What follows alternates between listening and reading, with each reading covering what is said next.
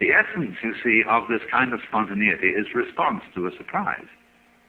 So the master, you don't know what he's going to do, and he surprises you. It's like trying to cure hiccups.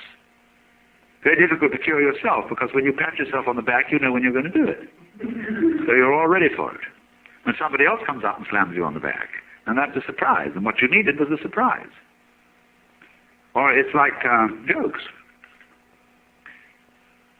What makes you laugh about a joke is the element of surprise in it. That's why jokes aren't funny after they've been explained. So in the same way, all these Zen stories, if explained, have no effect. They're intended to produce what I would call metaphysical laughter. But this has to be a surprise. And so as to be surprised, well, there's no way of premeditating it. So you see, if you read, for example, there's a book out here called Zen by Eugen Herrigel, who studied archery. Many of you have probably read this book. He had to learn to pull the bowstring in the manner of the Japanese archer and let it go, but not on purpose. He had to let it go without thinking first, I'll let it go, and then let go. He had to let it go, not on purpose. Now, that really bugged Herrigel. How do you do something not on purpose? Especially if you're aiming at a target. Well, the whole point is, if you think before you shoot, it's too late. The target's moved.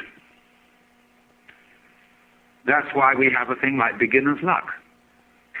You see, if you simply point at something like that, if your finger was a gun, I would probably have hit the light switch. And so you get a person who's naive about a gun, will pick a gun up and bang, and the thing will drop dead. I'll never forget the first time I ever used a slingshot. A friend of mine was with me, and he was aiming away and not missing. I just picked it up, and ping, and it hit. So I couldn't do it again.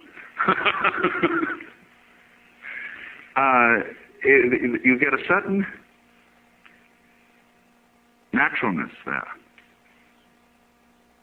So there was a master by the name of Ikkyu, who was a great leg puller.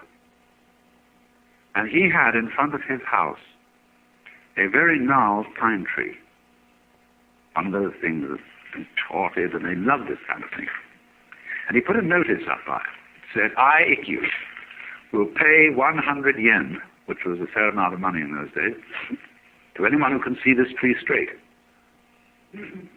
Well, soon, there was a whole crowd of people around that tree, lying on the ground and twisting their necks and looking at it from all sorts of angles. And there's absolutely no way of seeing the tree with a straight trunk. But Ikkyu had a friend who was a priest of another sect, and a smart boy went over to see this friend and said, what about this Mr. Ikkyu's tree? Oh, said the other priest, it's perfectly simple. He said, you go and tell him the answer to seeing the tree straight is to look straight at it. So this man went over to Ikkyu and said, I claim the reward. He said, you look straight at it. And Ikkyu looked at him in a funny way and said, he just forked out the 100 yen and gave it to him and said, I think you've been talking to Rosen down the street.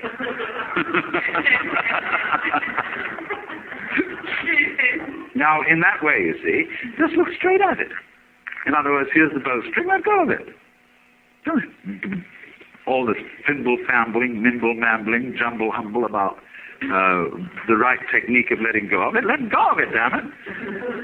But that's very difficult.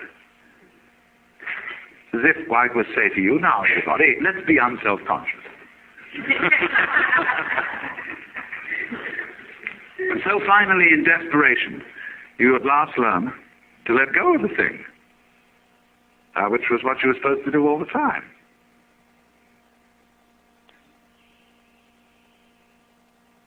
And then one is as again as a child. This is original innocence. So this is the meaning of the person who was asked, what do you do here in this Zen institution? He said, we eat when hungry and we sleep when tired. And he said, that's being just like everybody else. They all do that. He said, they do not. When they eat, they don't eat. They think of all sorts of extraneous matters. When they're tired, they don't sleep. They dream all kinds of dreams.